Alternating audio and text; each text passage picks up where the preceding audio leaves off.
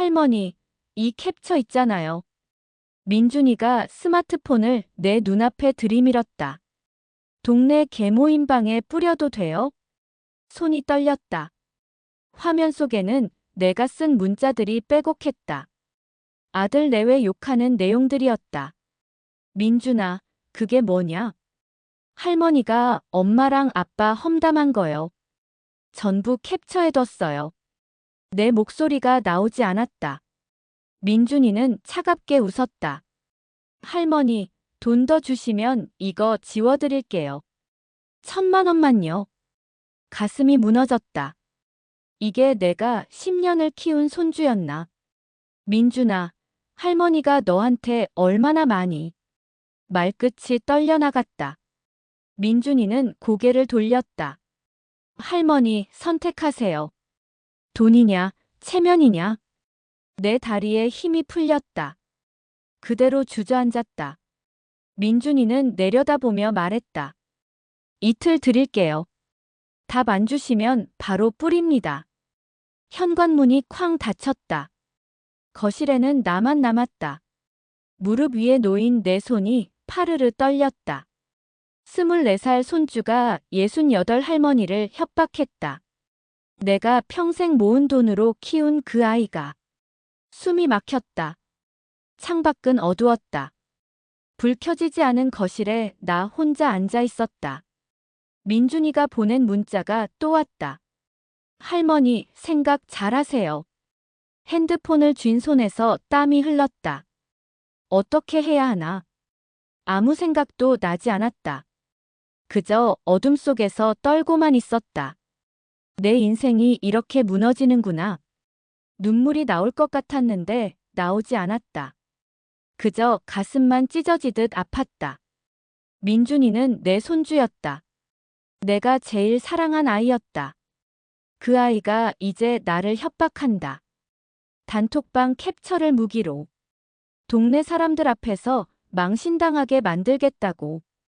돈을 내놓으라고. 이게 현실이었다. 믿을 수 없었지만 현실이었다. 핸드폰 화면이 꺼졌다. 어둠만 남았다. 그 어둠 속에서 나는 계속 떨었다. 이틀. 민준이가 준 시간은 이틀뿐이었다. 1,000만 원. 통장에 남은 돈은 800만 원이었다. 연금 받으면 200만 원 더 보탤 수 있지만 생활비가 필요해서 다 줄 수는 없었다. 그럼 민준이는 정말 그 캡처를 뿌릴까? 내 얼굴이 동네에서 어떻게 될까? 계모임 나갈 수 있을까? 슈퍼 갈 수 있을까? 머리가 복잡했다. 아니, 복잡한 게 아니었다. 그냥 무너지는 것이었다. 살아온 68년이 무너지는 것이었다. 민준이는 어릴 때 참 착했다. 할머니 사랑해요. 매일 그렇게 말했다. 내 손을 꼭 잡고 웃었다. 그 손이 이제 나를 조르고 있었다. 스마트폰으로, 단톡방 캡처로, 협박으로. 이게 내가 키운 손주의 진짜 모습이었나? 아니면 내가 잘못 키운 걸까? 답이 없었다. 그저 어둠만 깊어졌다. 시계는 밤 11시를 가리켰다. 민준이는 지금 뭐 하고 있을까? 친구들과 술 마시며 웃고 있을까? 할머니 협박한 게 자랑스러워서 떠들고 있을까? 생각할수록 가슴이 아팠다. 눈을 감았다. 민준이 어릴 때 얼굴이 떠올랐다. 5살 민준이가 내 무릎에 앉아 있었다. 할머니, 나중에 크면 할머니 모시고 살 거예요. 그때 민준이는 진심이었을까? 아니면 그때부터 거짓말이었을까? 이제는 알 수 없었다. 다만 확실한 건 하나였다. 지금 민준이는 나를 협박하고 있다. 1,000만 원을 내놓으라고. 안 그러면 내 체면을 박살내겠다고. 이게 현실이었다. 충격적이고 처절한 현실이었다. 나는 여전히 어둠 속에 앉아 있었다. 불도 켜지 않은 채. 떨리는 손으로 핸드폰만 움켜쥔 채. 민준이에게서 또 문자가 올까봐. 무서웠다. 68 할머니가 24살 손주가 무서웠다. 이게 말이 되나? 하지만 현실이었다. 소름 돋는 배신이었다. 그리고 이건 시작에 불과했다.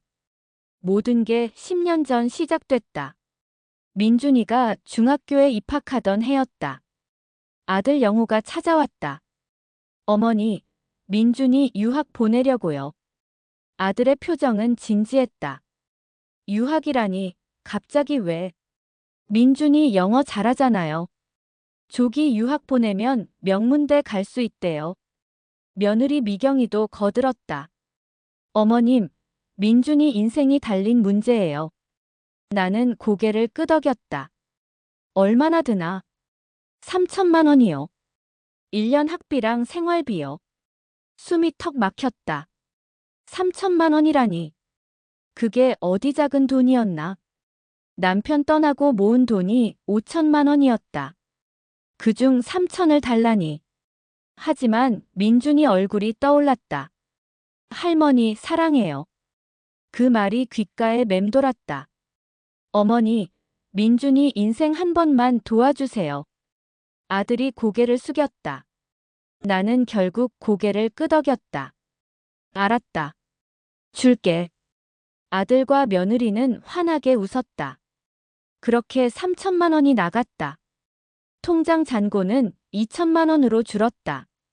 하지만 민준이를 위한 거라면 괜찮았다. 내 손주니까. 1년 뒤 아들이 또 왔다. 어머니, 민준이가 학교 적응 잘했어요. 그래, 다행이다. 그런데요, 어머니. 아들의 목소리가 낮아졌다. 또 돈이 필요해요. 이번엔 얼마냐? 2,500만 원이요. 이번엔 학원비까지요. 손이 저렸다. 2,500이라니. 하지만 거절하지 못했다. 민준이가 잘 되려면 해줘야 했다. 알았어. 줄게. 그렇게 또 2,500이 나갔다. 통장엔 500만 원이 남았다. 노후 자금은 사라졌다. 하지만 민준이만 잘 되면 됐다. 그 아이가 성공하면 나를 챙겨줄 거라 믿었다. 2년 뒤 민준이는 한국으로 돌아왔다. 명문대에 합격했다. 할머니 덕분이에요. 고마워요. 민준이는 내 손을 꼭 잡았다. 그때 나는 행복했다. 내 돈이 아깝지 않았다. 민준이의 미래를 위한 투자였으니까. 대학 1학년 때부터 아들이 또 왔다. 어머니, 민준이 등록금이요. 국가 장학금 안 나오나? 성적이 조금 모자랐대요. 이번 학기만 도와주세요. 얼마냐? 500만 원이요. 나는 또 고개를 끄덕였다. 연금에서 모은 돈을 꺼냈다. 그렇게 4년 동안 2천만 원이 더 나갔다. 민준이 대학 등록금이었다.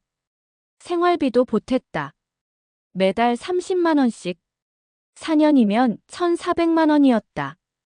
계산해보니 총 9천만 원이 넘었다. 10년 동안 민준이에게 쏟아부은 돈이었다. 내 평생 저축이 다 사라졌다. 연금도 거의 다 나갔다. 하지만 괜찮았다. 민준이만 잘 되면 됐다. 그 아이가 대학 졸업하고 취직하면 나를 챙겨줄 거라 믿었다. 할머니, 졸업하면 꼭 모실게요. 민준이는 그렇게 말했다. 나는 그 말을 믿었다. 10년을 버텼다. 쌀은 제일 싼 걸로 샀다. 반찬은 계란이면 충분했다. 옷은 10년 전 거 그대로 입었다. 미용실은 1년에 한 번만 갔다. 개모임도 끊었다.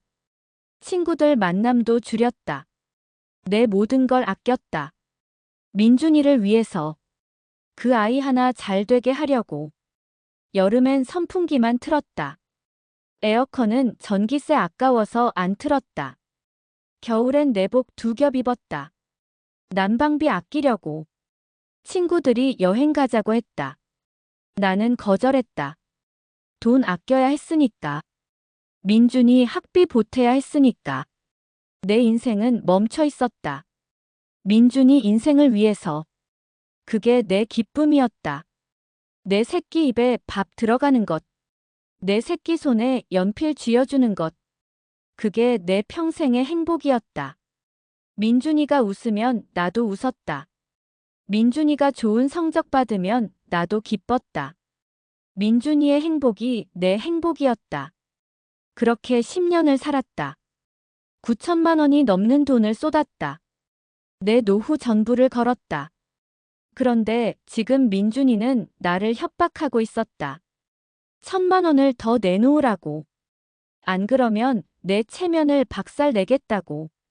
단톡방 캡처를 뿌리겠다고. 10년의 희생이 이렇게 돌아왔다. 9천만 원의 사랑이 이렇게 변했다. 가슴이 무너졌다. 내가 뭘 잘못한 걸까? 너무 많이 줘서 잘못된 걸까? 아니면 사랑이 과해서 잘못된 걸까? 답이 없었다. 다만 확실한 건 하나였다. 민준이는 변했다. 내가 키운 그 착한 손주는 사라졌다. 지금 남은 건 돈에 눈먼 청년뿐이었다. 할머니를 돈줄로만 보는 차가운 사람이었다. 10년의 헌신이 물거품이 됐다. 사랑은 배신으로 돌아왔다. 희생은 협박으로 변했다. 이게 내가 받은 대가였다. 눈물이 나올 것 같았다. 하지만 참았다. 울면 더 무너질 것 같았다. 그저 가슴만 찢어지듯 아팠다. 민준이 얼굴이 계속 떠올랐다. 5살 때 그 해맑던 얼굴이. 할머니, 나중에 크면 할머니 모시고 살 거예요. 그 약속은 어디로 갔을까? 이제 남은 건 협박뿐이었다. 그날 밤 잠이 오지 않았다. 민준이 문자가 머릿속을 맴돌았다. 이틀 안에 1,000만 원. 돈이 없으면 캡처를 뿌린다. 뒤척이다 핸드폰을 켰다. 민준이가 보낸 캡처 사진을 다시 봤다. 내가 쓴 문자들이었다. 며느리 미경이한테 화난 내용이었다. 미경이가 또 돈 달라고 했을 때 쓴 거였다. 속상해서 친구한테 푸념한 거였다. 근데 민준이는 어떻게 이걸 봤을까? 갑자기 등골이 서늘해졌다. 내 핸드폰은 민준이가 관리했다. 2년 전부터였다. 할머니, 핸드폰 너무 느려요. 제가 정리해 드릴게요. 민준이는 친절하게 말했다. 비밀번호도 바꿔줬다. 클라우드도 설정해줬다. 그때는 고마웠다. 민준이가 나를 도와준다고 생각했다. 근데 지금 생각해보니 민준이는 내 핸드폰을 다 들여다본 거였다. 내가 누구한테 뭐라고 쓰는지 다 지켜본 거였다. 그리고 캡처해뒀던 거였다. 언젠가 쓸모 있을 거라고. 할머니 협박할 무기로. 소름이 돋았다. 2년 동안 민준이는 준비한 거였다. 할머니 등골을 빼먹을 계획을. 손이 부들부들 떨렸다. 민준이는 순한 척했다. 착한 손주인 척했다. 할머니 사랑한다고 말했다. 근데 속으론 이런 짓을 하고 있었다. 배신이었다. 뼈에 사무치는 배신이었다. 다음 날 아침 아들 영호한테 전화했다. 영호야, 민준이가 나한테 이상한 말을 했는데. 어떤 말이요, 어머니? 단톡방 캡처를 동네에 뿌리겠다고. 전화 너머 잠시 침묵이 흘렀다. 민준이가 그랬어요? 응, 어제. 1,000만 원 달라고 하더라. 또 침묵이었다. 영호 목소리가 낮아졌다. 어머니가 뭐라고 쓰셨길래요? 뭐? 단톡방에 어머니가 뭐라고 쓰셨길래 민준이가 그러겠어요. 가슴이 철렁 내려앉았다. 이게 무슨 소리야? 민준이가 협박하는데 내 탓이라고. 영호야, 내가 지금 무슨 말을. 어머니, 저도 봤어요. 어머니가 우리 험담한 거. 숨이 막혔다. 영호도 알고 있었다. 내가 푸념한 걸. 며느리 미경이 돈 또 달라고 할 때 화났던 거. 그걸 민준이한테 들은 거였다. 아니, 어쩌면 민준이가 일부러 보여준 거였다. 영호야, 그건 내가 화가 나서. 어머니, 그런 식으로 말씀하시면 안 되죠. 목소리가 차가웠다. 내 아들 목소리가 아니었다. 남대하듯 차갑고 냉정했다. 영호야, 그럼 넌 민준이 편이냐? 편이 어디 있어요? 그냥 어머니가 조심하셔야죠. 전화가 끊겼다. 멍하니 핸드폰을 내려다봤다. 내 아들이 날 버렸다. 민준이 편을 든 거였다. 할머니 협박하는 손주 편을. 며느리 미경이한테도 전화했다. 미경아, 민준이 일 알지? 네, 어머님. 알아요. 민준이가 나한테 협박을 하는데. 어머님, 어머님도 좀 생각하세요. 뭐? 우리 험담하시면 민준이 마음 어떻겠어요? 미경이 목소리도 차가웠다. 나를 탓하고 있었다. 협박당하는 할머니를 탓하고 있었다. 미경아, 그럼 넌 민준이가 이러는 게 괜찮다고 생각하냐? 저희도 어쩔 수 없어요. 민준이가 화났잖아요. 전화가 또 끊겼다. 거실에 혼자 남았다. 무릎에 힘이 풀렸다. 그대로 주저앉았다. 아들도 며느리도 민준이 편이었다. 셋이 한패였다. 나는 혼자였다. 9천만 원 준 할머니는 혼자였다. 10년 희생한 할머니는 버려졌다. 가슴이 찢어졌다. 내가 뭘 잘못했나? 며느리한테 화낸 게 잘못인가? 내 돈 달라고 할 때마다 짜증난 게 잘못인가? 그럼 9천만 원은 뭐였나? 10년 헌신은 뭐였나? 다 허공으로 사라진 거였나?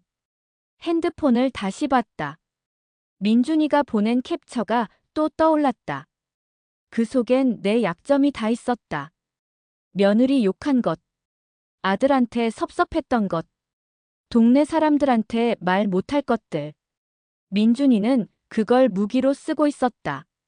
할머니 체면을 인질로 잡은 거였다. 그리고 아들과 며느리는 방관했다. 아니, 동조했다. 민준이 편을 들었다.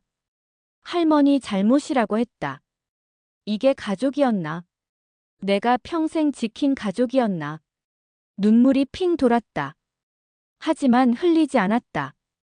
울면 더 무너질 것 같았다. 그날 저녁 민준이한테서 또 문자가 왔다.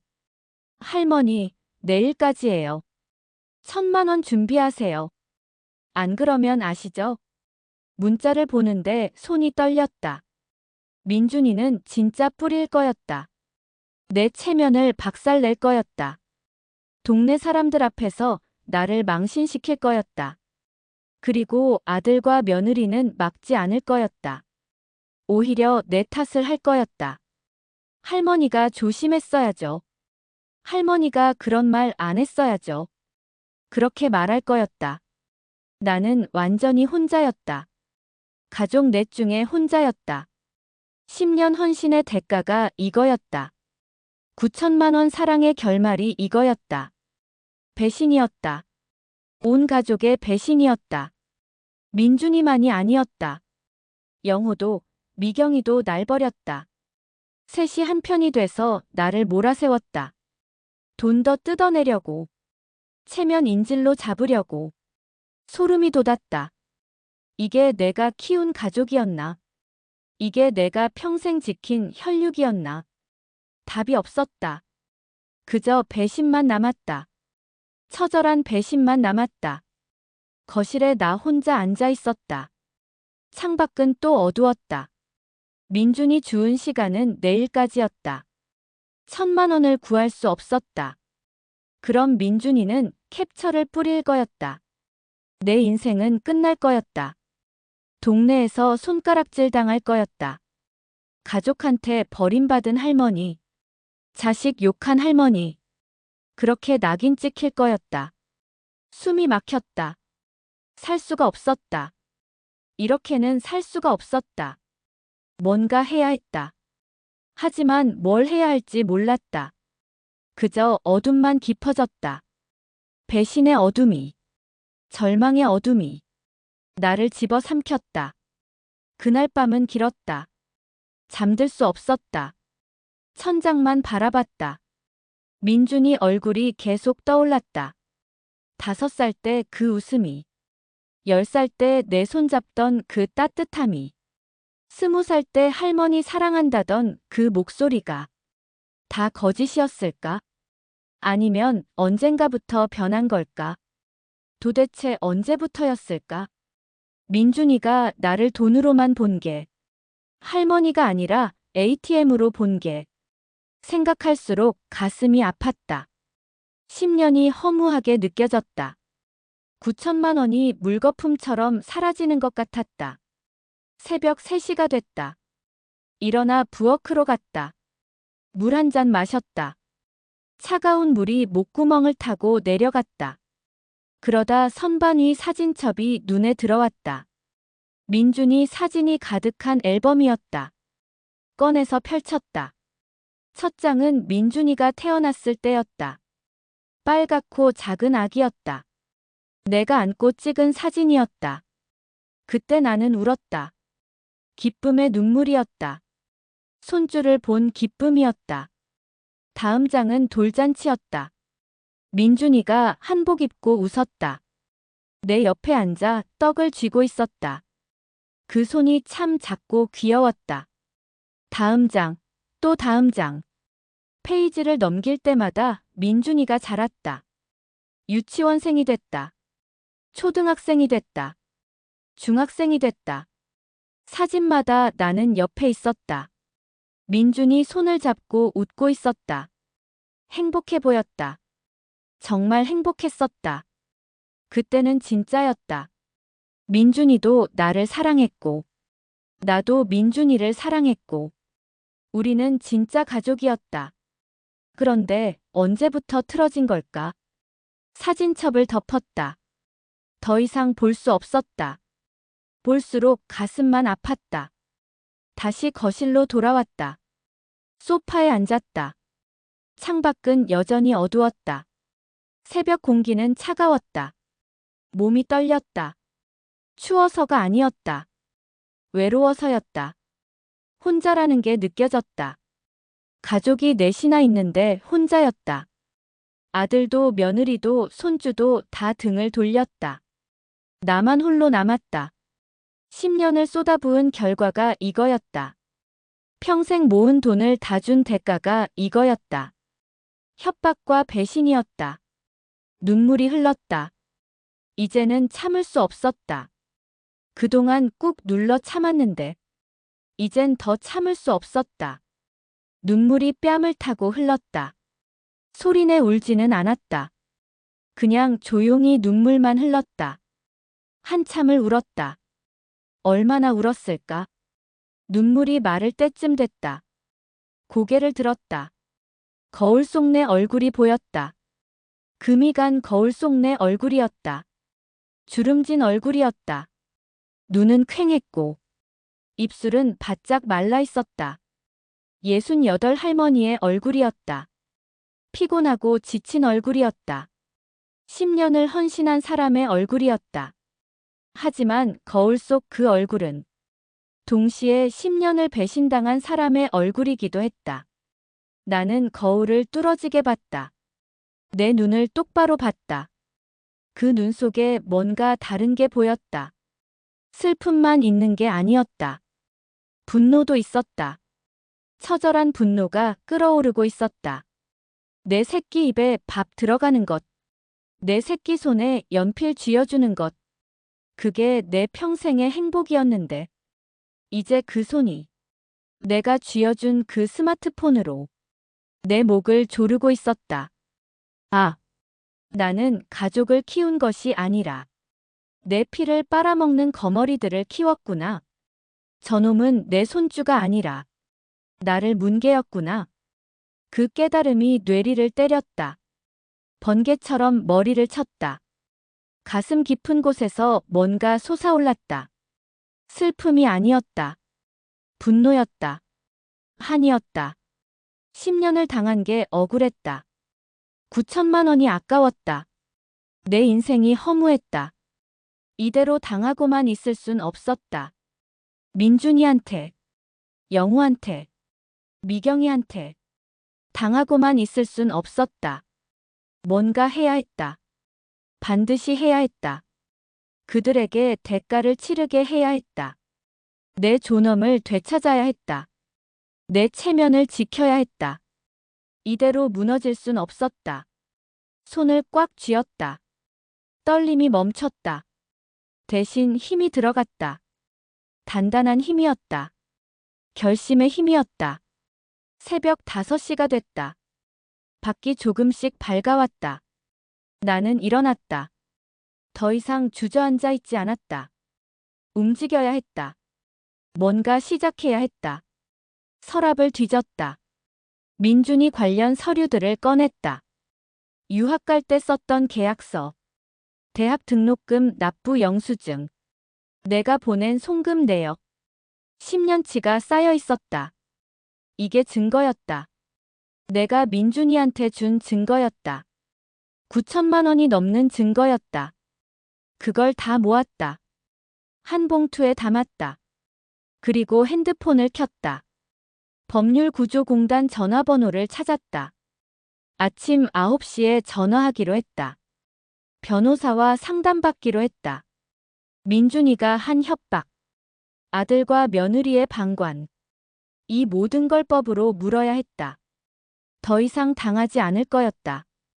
더 이상 울지 않을 거였다. 이제는 싸울 거였다. 내 방식대로, 합법적으로, 냉정하게, 치밀하게. 민준이는 실수했다. 협박 문자를 보냈다. 캡처 사진을 증거로 남겼다. 그게 민준이 무덤이 될 거였다. 나는 더 이상 순한 할머니가 아니었다. 배신당한 할머니였다. 각성한 할머니였다. 복수할 할머니였다. 창밖이 환해졌다. 새벽이 지나고 아침이 왔다. 나는 소파에서 일어났다. 씻으러 갔다. 거울을 봤다. 아까와는 다른 얼굴이었다. 눈빛이 달랐다. 슬픔 대신 결기가 있었다. 두려움 대신 분노가 있었다. 이제 시작이었다. 진짜 싸움이 시작되는 거였다. 민준아, 네가 할머니를 건드린 건 실수였다. 큰 실수였다. 내 인생을 무너뜨리려 했지만 오히려 네 인생이 무너질 거다. 그렇게 만들어줄 거다. 반드시. 아침 9시가 됐다. 나는 법률구조공단에 전화를 걸었다. 목소리는 떨리지 않았다. 차분하고 단단했다. 상담 예약을 잡았다. 내일 오전 10시였다. 전화를 끊고 창밖을 봤다. 하늘은 맑았다. 햇빛이 쏟아졌다. 이상하게도 마음이 편했다. 어제까지의 절망은 사라졌다. 대신 차가운 결심이 자리 잡았다. 이제 돌아갈 수 없었다. 민준이와의 전쟁이 시작됐다. 그리고 나는 질 생각이 없었다. 다음 날 아침 9시 반이었다. 나는 외출 준비를 했다. 10년 만에 제대로 된 옷을 꺼냈다. 검은색 바지에 깔끔한 블라우스를 입었다. 거울을 봤다. 단정한 할머니였다. 더 이상 무너진 사람이 아니었다. 가방에 서류 봉투를 넣었다. 민준이 관련 증거 전부였다. 송금 내역서, 문자 메시지 캡처, 통장 사본. 다 준비했다. 법률구조공단은 지하철로 새 정거장이었다. 오전 10시까지 도착해야 했다. 집을 나섰다. 계단을 내려갔다. 동네 슈퍼 앞을 지나쳤다. 주인 아주머니가 인사했다. 순자씨, 어디 가세요? 나는 짧게 대답했다. 볼일 좀 보러요. 더 말하고 싶지 않았다. 지하철역에 도착했다. 표를 끊고 개찰구를 통과했다. 플랫폼에 사람들이 많았다. 출근 시간이었다. 젊은 사람들이 핸드폰을 보며 서 있었다. 민준이 또래였다. 저들도 민준이처럼 할머니를 협박할까? 그런 생각이 들었다. 고개를 저었다. 쓸데없는 생각이었다. 지금은 내 일에 집중해야 했다. 전철이 도착했다. 올라탔다. 자리에 앉았다. 창밖을 봤다. 터널을 지나고 있었다. 어둠 속을 달리고 있었다. 마치 내 인생 같았다. 지금까지는 어둠이었다. 하지만 곧 빛이 보일 거였다. 새 정거장을 지나 내렸다. 법률구조공단 건물을 찾았다. 오래된 건물이었다. 3층에 있었다. 엘리베이터를 타고 올라갔다. 문을 열고 들어갔다. 안내 데스크에 직원이 있었다. 예약하셨나요? 네, 10시에 박순자로요. 잠시만요. 직원이 컴퓨터를 확인했다. 3번 상담실로 가시면 됩니다. 고개를 숙이고 복도를 걸었다. 3번 상담실 문을 두드렸다. 들어오세요. 문을 열었다. 젊은 여자 변호사가 앉아 있었다. 30대 중반쯤 보였다. 안녕하세요, 박순자 씨. 앉으세요. 나는 의자에 앉았다. 변호사는 미소 지었다. 무슨 일로 오셨어요? 나는 준비한 서류를 꺼냈다. 손주가 저를 협박했습니다. 변호사 표정이 진지해졌다. 어떤 협박이었나요? 나는 천천히 설명했다. 민준이가 보낸 문자를 보여줬다. 단톡방 캡처 사진을 보여줬다. 1,000만 원 요구한 내용을 설명했다. 변호사는 꼼꼼히 봤다. 그리고 송금 내역을 보여줬다. 10년간 9천만 원 넘게 보낸 증거였다. 변호사 눈이 커졌다. 이 금액을 다 손주에게 주셨어요? 네, 유학비랑 학비였어요. 변호사는 고개를 끄덕였다. 잠시 침묵이 흘렀다. 변호사가 서류를 정리했다. 그리고 나를 봤다. 박순자 씨, 이건 명백한 존속 공갈입니다. 존속 공갈이요? 네, 손주가 조부모를 협박한 겁니다. 형법상 처벌 대상이에요. 가슴이 두근거렸다. 그럼 민준이를 고소할 수 있나요? 가능합니다. 증거도 충분하고요. 변호사는 계속 설명했다. 문자 메시지가 결정적 증거예요. 협박 내용이 명확하니까요. 그리고 캡처 사진도 명예훼손으로 추가 고소 가능합니다. 숨을 깊이 들이쉬었다. 희망이 보이는 것 같았다. 변호사가 물었다. 손주분이 지금 대학생이시죠? 네, 명문대 다녀요. 그럼 더 타격이 클 겁니다. 무슨 뜻인가요? 형사 고발 기록이 남으면요. 대학 측에서도 알게 돼요. 학교에도 징계위원회 서류를 제출할 수 있어요. 가슴이 뛰었다. 민준이가 제일 아끼는 게 명문대 간판이었다. 그 평판이 무너진다면 민준이는 견딜 수 없을 거였다. 변호사는 노트북을 열었다. 지금 바로 고소장 작성 도와드릴게요. 그리고 경찰서 접수까지 안내해 드릴게요. 나는 고개를 끄덕였다. 부탁드립니다. 1시간 동안 상담이 이어졌다. 고소장 내용을 함께 정리했다. 존속공갈죄, 명예훼손죄, 2가지로 고소하기로 했다. 변호사는 친절했다. 하나하나 설명해줬다. 법정 절차도 알려줬다. 예상 처벌 수위도 말해줬다. 민준이는 최대 3년형까지 받을 수 있었다. 물론 초범이고 나이가 어려 집행유예일 가능성이 높았다. 하지만 전과 기록은 남았다. 그리고 대학에도 통보됐다. 그것만으로 충분했다. 민준이 인생의 흠집을 낼 수 있었다. 명문대생이라는 자부심에 금이 갈 거였다. 상담이 끝났다. 나는 변호사와 악수했다. 감사합니다. 힘내세요, 박순자 씨. 잘못한 건 손주예요. 변호사 말에 눈시울이 뜨거워졌다. 누군가 내 편을 들어준 게 처음이었다. 건물을 나왔다. 햇빛이 눈부셨다. 가슴이 한결 가벼웠다. 이제 무기가 생겼다. 법이라는 무기가.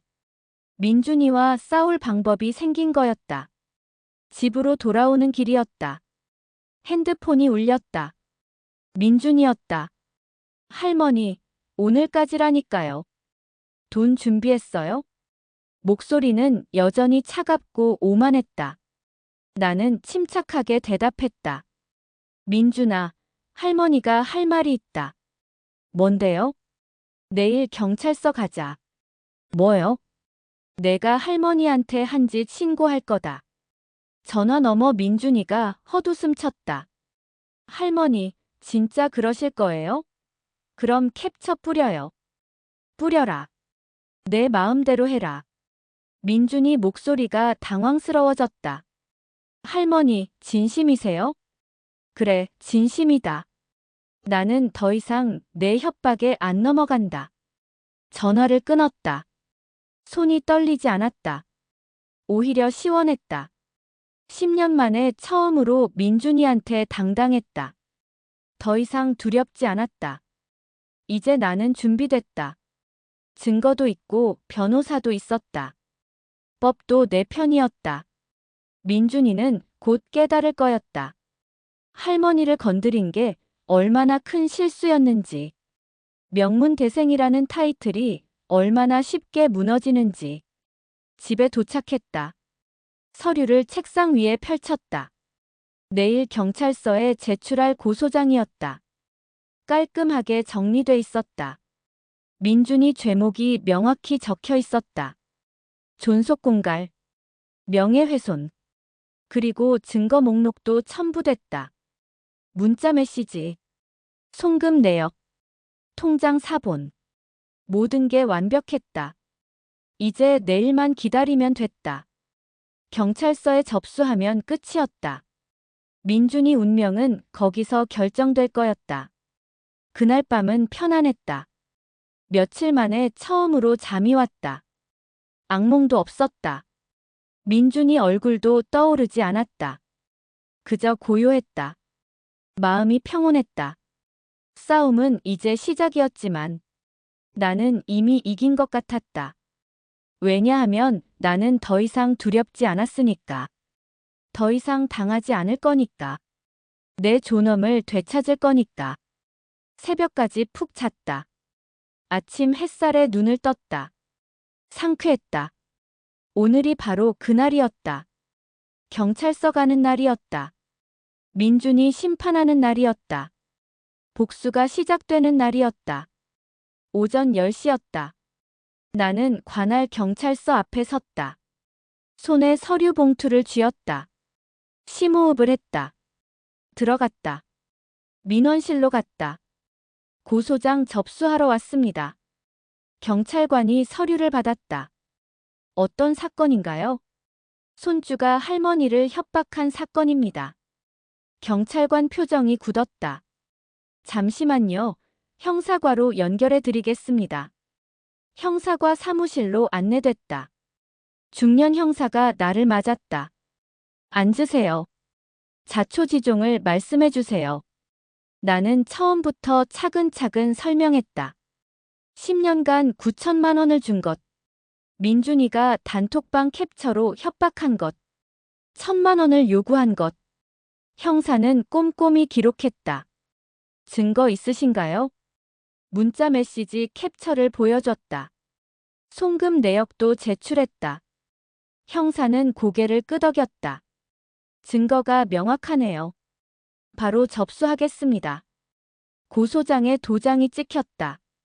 정식으로 수리됐다. 민준이는 이제 피의자가 됐다. 형사가 말했다. 손주분 곧 소환하겠습니다. 조사받으러 와야 해요. 가슴이 두근거렸다. 민준이가 경찰서에 불려오는 거였다. 조사받는 거였다. 형사는 친절하게 설명했다. 할머니 걱정 마세요. 저희가 철저히 조사할게요. 고맙습니다. 경찰서를 나왔다. 햇빛이 쏟아졌다. 첫 번째 단계가 끝났다. 이제 두 번째였다. 민준이 다니는 대학이었다. 집으로 돌아와 컴퓨터를 켰다. 대학 홈페이지를 찾았다. 학생처 전화번호를 확인했다. 전화를 걸었다. 여보세요, 학생처입니다. 학생 징계 관련 문의드립니다. 어떤 내용이신가요? 제 학생이 범죄 혐의로 고소당했을 때요. 학교에도 알려야 하나요? 학생처 직원이 대답했다. 형사 사건이면 학교에 통보 가능합니다. 징계위원회가 열려요. 가슴이 뛰었다. 그럼 어떻게 신청하나요? 학생 정보와 사건 내용을 서면으로 제출하시면 됩니다. 이메일 주소를 받았다. 전화를 끊고 워드를 켰다. 징계 요청서를 작성하기 시작했다. 민준이 이름, 학번, 사건 개요, 경찰 고소 사실, 증거 목록. 하나하나 정리했다. 문서를 완성했다. 이메일에 첨부했다. 발송 버튼을 눌렀다. 전송됐다. 민준이 대학에 통보가 간 거였다. 이제 학교 징계위원회가 열릴 거였다. 민준이는 학교에서도 조사받을 거였다. 명문대생 타이틀에 금이 갈 거였다. 그날 저녁 핸드폰이 울렸다. 아들 영호였다. 어머니, 무슨 짓을 하신 거예요? 목소리가 떨렸다. 화가 잔뜩 난 목소리였다. 무슨 소리냐? 민준이가 경찰서에서 연락 왔대요. 고소당했다고요. 그래, 내가 했다. 어머니, 미쳤어요? 민준이 인생 어떻게 하려고요? 민준이가 내 인생 어떻게 하려고 했는데. 잠시 침묵이었다. 영호 목소리가 낮아졌다. 어머니, 제발 고소 취하해 주세요. 안 된다. 어머니. 나도 목소리를 높였다. 영호야, 나도 사람이다. 10년을 줬는데 협박을 당했어. 어머니가 먼저 우리 험담했잖아요. 그게 협박할 이유가 되냐? 영호는 대답하지 못했다. 전화가 끊겼다. 며느리 미경이한테서도 전화 왔다. 어머님, 제발 생각 좀 하세요. 민준이 학교에서도 징계받는데요. 그래야 정신 차리지. 어머님, 민준이 앞날이 어떻게 되는데요? 민준이가 내 앞날 생각했냐? 미경이도 말문이 막혔다. 전화를 끊었다. 아들도 며느리도 이제 무서워하고 있었다. 민준이 인생이 무너지는 게 두려운 거였다. 하지만 나는 멈추지 않았다. 이미 시작된 일이었다. 끝까지 가야 했다. 일주일 뒤였다. 민준이한테서 전화가 왔다. 할머니.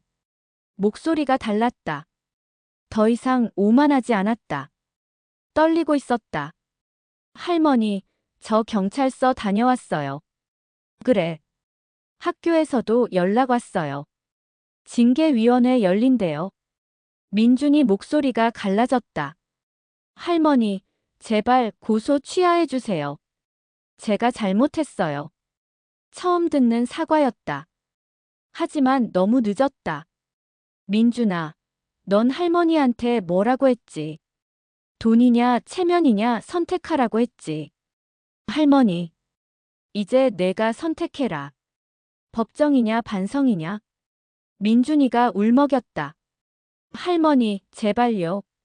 학교에서 쫓겨나면 저 어떻게 해요? 내가 할머니 인생 망칠 땐 생각 안 했냐? 할머니, 정말 잘못했어요. 다시는 안 그럴게요. 믿을 수 없었다. 협박할 때 그 차가운 목소리가 기억났다. 1,000만 원 요구하던 그 오만함이 기억났다. 민준아, 이제 와서 빌어도 소용없다. 전화를 끊었다. 가슴이 아팠다. 손주가 우는 소리를 들으니 마음이 흔들렸다. 하지만 참았다. 여기서 물러서면 안 됐다. 민준이는 반성하는 게 아니었다. 걸렸으니까 비는 거였다. 진심이 아니었다. 이 주일이 더 지났다. 경찰에서 연락이 왔다. 손주분 조사 끝났습니다. 검찰로 송치됩니다. 고맙습니다. 대학에서도 연락 왔다. 징계위원회 결과 나왔습니다. 정학 6개월입니다. 민준이는 정학을 받았다. 6개월 동안 학교에 못 갔다. 명문대생 기록에 징계가 남았다. 평판은 바닥으로 떨어졌다. 아들 영호가 또 찾아왔다. 어머니, 이제 됐잖아요. 제발 선처해주세요. 나는 고개를 저었다. 영호야, 넌 그때 내 편을 안 들었다. 어머니, 민준이 편을 들었어. 할머니 잘못이라고 했어. 영호는 고개를 숙였다. 죄송해요, 어머니. 제가 잘못 생각했어요. 이제 와서 사과해도 늦었다. 영호는 눈물을 흘렸다. 중년 남자가 어머니 앞에서 울었다. 하지만 나는 흔들리지 않았다. 10년을 당한 한이 너무 깊었다. 배신의 상처가 너무 컸다. 한 달 뒤였다. 검찰에서 기소됐다는 통보가 왔다. 민준이는 법정에 서게 됐다. 존속 공갈죄와 명예훼손죄로. 초범이라 집행유예가 예상됐지만 전과는 남았다. 민준이 인생에 지울 수 없는 흠집이 생긴 거였다. 그날 저녁 혼자 앉아 있었다. 창밖을 봤다. 하늘은 맑았다. 별이 빛나고 있었다. 싸움은 끝났다. 민준이는 무너졌다. 명문대 정학, 형사 기소, 전과 기록, 모든 게 남았다. 자업자득이었다. 할머니를 협박한 대가였다. 가슴 한편이 여전히 아팠다. 손주를 이렇게 만든 게 슬펐다. 하지만 후회는 없었다. 나는 잘못하지 않았다. 민준이가 먼저 선을 넘었다. 나는 그저 내 존엄을 지켰을 뿐이었다. 그리고 민준이한테 교훈을 준 거였다. 세상에 공짜는 없다는 것. 할머니도 사람이라는 것. 배신에는 대가가 따른다는 것. 민준이는 평생 기억할 거였다. 할머니를 건드린 그날을. 그리고 모든 걸 잃은 그 순간을. 나는 눈을 감았다. 10년의 한이 조금씩 풀리는 것 같았다. 복수는 달콤하지 않았다. 그저 씁쓸했다. 하지만 필요했다. 내 존엄을 위해. 내 남은 인생을 위해. 반드시 필요한 일이었다. 석 달이 흘렀다. 계절이 바뀌었다. 봄이 왔다. 창밖 나무에 꽃이 피었다. 집은 조용했다. 아들도 며느리도 민준이도 연락하지 않았다. 나도 먼저 연락하지 않았다. 서로에게 필요한 시간이었다. 거리를 두는 시간이었다. 나는 혼자였지만 외롭지 않았다. 오히려 평온했다. 10년 만에 처음으로 내 시간이 생겼다. 내 돈을 내 마음대로 쓸 수 있었다. 내 인생을 내가 결정할 수 있었다. 연금으로 작은 여행을 다녀왔다. 강원도 바닷가였다. 파도 소리를 들으며 걸었다. 시원했다. 가슴이 뻥 뚫리는 것 같았다. 10년 동안 억눌렸던 게 풀리는 것 같았다. 동네 개모임도 다시 나갔다. 친구들이 반겼다. 순자씨, 오랜만이에요. 그동안 어디 있었어요? 나는 간단히 대답했다. 집안일이 좀 있었어요. 이제 정리됐어요. 더 자세히 말하고 싶지 않았다. 민준이 일은 내 마음속에만 간직했다. 친구들과 차를 마셨다. 웃고 떠들었다. 오랜만에 편안했다. 누군가 눈치 볼 필요도 없었다. 돈 걱정할 필요도 없었다. 그저 나로 살 수 있었다. 어느 날 법원에서 연락이 왔다. 민준이 재판 날짜가 잡혔다. 방청 오실 건가요? 나는 고개를 저었다. 아니요, 안 가겠습니다. 더 이상 민준이 얼굴 보고 싶지 않았다. 재판 결과만 통보받기로 했다. 일주일 뒤 결과가 나왔다. 징역 1년에 집행유예 2년이었다. 예상대로였다. 민준이는 감옥엔 안 갔다. 하지만 전과자가 됐다. 명문대 정학 기록도 남았다. 평생 지울 수 없는 흠집이었다. 그날 저녁 혼자 저녁을 먹었다. 소박한 식사였다. 된장찌개와 밥이었다. 하지만 맛있었다. 10년 만에 제일 맛있는 밥이었다. 왜냐하면 내 돈으로 산 거니까. 누구 눈치 안 보고 먹는 거니까. 밥을 다 먹고 설거지를 했다. 그러다 문득 거울을 봤다. 68 할머니 얼굴이었다. 주름은 여전했다. 하지만 눈빛이 달랐다. 석 달 전과는 완전히 달랐다. 더 이상 절망이 없었다. 두려움도 없었다. 대신 차분함이 있었다. 평온함이 있었다. 존엄이 있었다. 나는 내 얼굴에 미소 지었다. 잘 견뎠어, 순자야. 스스로에게 말했다. 정말 잘 견뎠다. 무너지지 않았다. 싸웠고 이겼다. 내 존엄을 지켰다. 핸드폰을 꺼냈다. 비밀번호를 바꿨다. 새 번호로 설정했다. 이제 민준이도 모르는 번호였다. 아무도 모르는 번호였다. 오직 나만 아는 번호였다. 제 스마트폰 비밀번호는 이제 저만 압니다. 혼잣말을 했다. 그 말이 뿌듯했다. 내 핸드폰은 이제 내 거였다. 누구도 들여다볼 수 없었다. 누구도 감시할 수 없었다. 통장 정리도 했다. 민준이한테 보낸 계좌는 해지했다. 새 계좌를 만들었다. 연금이 들어오는 계좌였다. 아무도 모르는 계좌였다. 제 계좌와 제 체면은 이제 제 손으로 지킵니다. 다시 혼잣말을 했다. 그 말이 힘이 됐다. 나는 더 이상 저들에게 부탁하지 않습니다. 마지막으로 선언했다. 아들에게도 며느리에게도 손주에게도 더 이상 기대지 않기로 했다. 혼자 살기로 했다. 당당하게 살기로 했다. 내 힘으로 살기로 했다. 그게 내가 찾은 답이었다. 밤이 깊었다. 창밖은 고요했다. 별이 총총했다. 나는 소파에 앉아 차를 마셨다. 따뜻한 차였다. 목구멍을 타고 내려갔다. 마음까지 따뜻해졌다. 10년의 상처가 아물고 있었다. 배신의 한이 조금씩 사라지고 있었다. 복수는 끝났지만 인생은 계속됐다.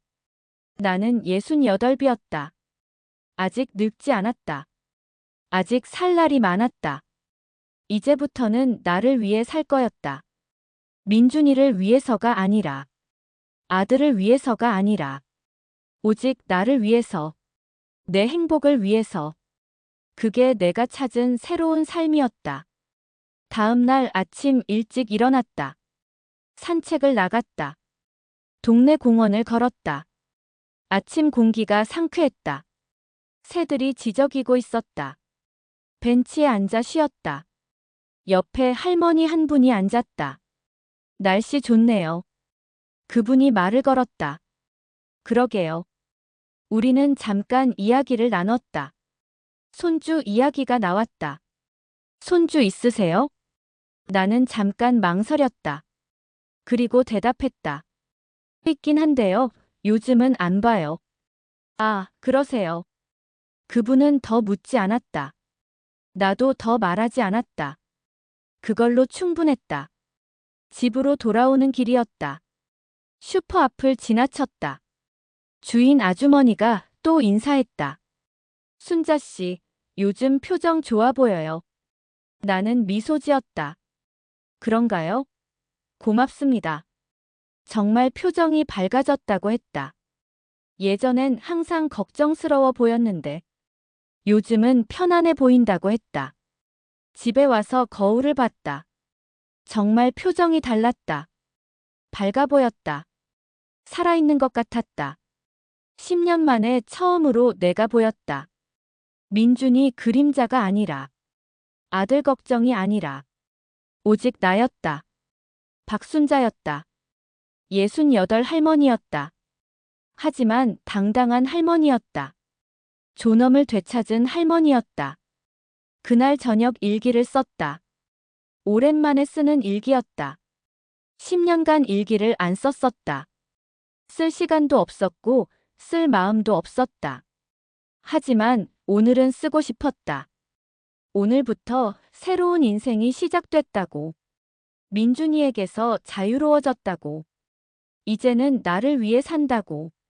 그렇게 적었다. 일기장을 덮었다. 마음이 편했다. 앞으로 어떻게 될지 몰랐다. 민준이가 다시 찾아올지도 몰랐다. 아들이 또 연락할지도 몰랐다. 하지만 상관없었다. 나는 이미 선택했으니까. 내 존엄을 선택했으니까. 내 인생을 선택했으니까. 그게 정답이었다. 창밖을 마지막으로 봤다. 달이 밝았다. 별도 빛났다. 밤은 아름다웠다. 내 인생도 이제 아름다울 거였다. 10년의 어둠이 지나갔으니까. 이제 빛이 올 차례였으니까. 나는 불을 끄고 잠자리에 들었다. 편안한 잠이 왔다. 악몽 없는 잠이었다. 민준이도 없는 잠이었다. 오직 평화만 있는 잠이었다. 그렇게 나의 새로운 인생이 시작됐다. 68배 새로운 봄이 왔다. 이제 질문을 던집니다. 여러분이 박순자 씨라면 어땠을까요? 10년을 헌신한 손주가 협박해 온다면, 단 한 번의 기회를 달라며 빌어온다면, 용서하시겠습니까? 아니면 법대로 끝까지 가시겠습니까? 정답은 없습니다. 다만 선택은 있습니다. 존엄이냐 용서냐, 복수냐 화해냐. 여러분의 선택은 무엇인가요?